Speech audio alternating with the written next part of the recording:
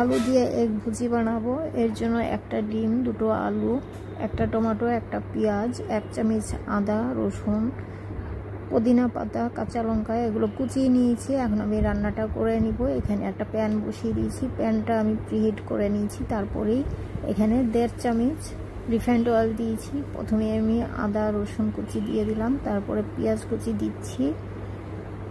এটা লাল করব না, হালকা একটু নেড়ে চেড়ে আমি এখানে বাকি ইনগ্রেডিয়েন্টস অ্যাড করে দিব। স্বাদ মতো নুন দিয়ে দিলাম, নুনটা নিজের মতো করে দিয়ে নেবে। নেড়ে চেড়ে আমি বাকি ইনগ্রেডিয়েন্টস পরপর দিয়ে যাব। কালারের জন্য সামান্য হলুদ অ্যাড করলাম, সামান্য ধনে পাউডার। খুব একটা বেশি মশলা লাগে না, যত হালকা রাখবে ততই ভালো লাগে। এটা সামান্য জিরে পাউডার, চাইলে তোমরা গরম মশলা পাউডার এখানে ইউজ করতে পারো, কিন্তু খুবই কম, শুধু ফ্লেভারের জন্য। আমি এখানে গরম মশলা পাউডার ইউজ করিনি।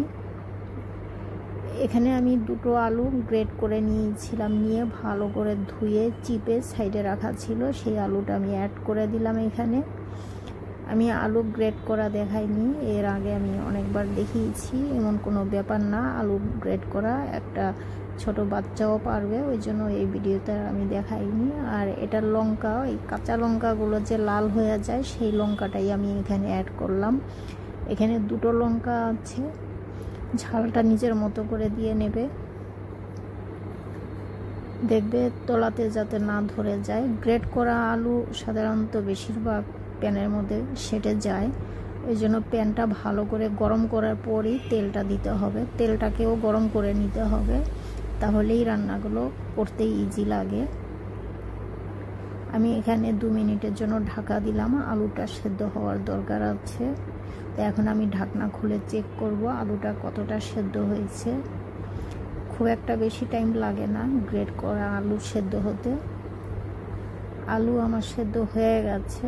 আর এই যে আমি যে নাড়াচাড়া করছি, আমার একটা আলুও সেটে যায়নি। এখন আমি টমেটো দিয়ে দিচ্ছি, টমেটোটা শেষের দিকে দিতে হবে। টমেটো আমি টেস্টের জন্য অ্যাড করিনি, এটা শুধু কালারের জন্য অ্যাড করছি। আর হলুদের রঙটা তো দেখতে পাচ্ছ কত সুন্দর লাগছে। এখানে হলুদ যদি ভালো হয়, কোয়ালিটি হলুদ হলে রঙটা সুন্দর লাগে দেখতে, আর বেশি লাগেও না, অল্পতেই কালারটা অনেক ভালো আসে। আর এই টমেটো আমি এই হলুদ কালারের সঙ্গে একটু লাল রাখতে চেয়েছি, ওই জন্য টমেটোর কালারটাও খুব লাল হয়ে গেছে। এখন আমি সাইডে আলুগুলো রেখে আমি এই একটা ডিম ফাটিয়ে নিয়েছি, এই ডিমটা আমি দিয়ে দেব।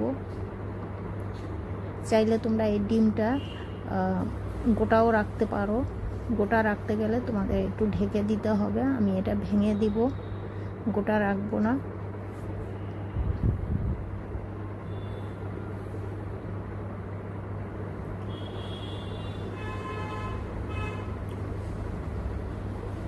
তো ডিমের কুসুমটা আমি ভেঙে দিয়েছি,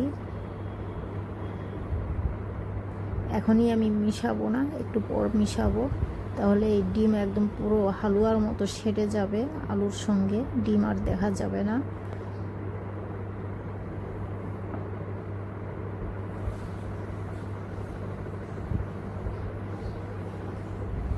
তো এই তো হয়ে গেল। নামানোর আগে আমি একটু পুদিনা পাতা দিয়ে দিলাম, এখানে 1 টিস্পুনের মতো পুদিনা পাতা কুচি অ্যাড করলাম। চাইলে তোমরা ধনে পাতা ইউজ করতে পারো, আমি এতে ধনে পাতা করিনি, পুদিনা পাতা করেছি। আর এখানে আমি ভাজা গরম মশলা পাউডার অল্প ইউজ করেছি।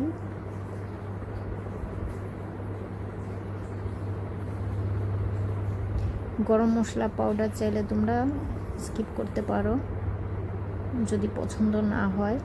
আমি পছন্দ করি গরম মশলা পাউডার, ওই জন্য একটু দিয়ে দিলাম। প্রথম ভাবছিলাম যে দেব না। আর এটা 1 চামচ চিনি, এটা স্বাদ দ্বিগুণ বেড়ে যাবে চিনিতে। যাদের চিনি খেতে অসুবিধা হয় তারা চিনিটা স্কিপ করে যাবে।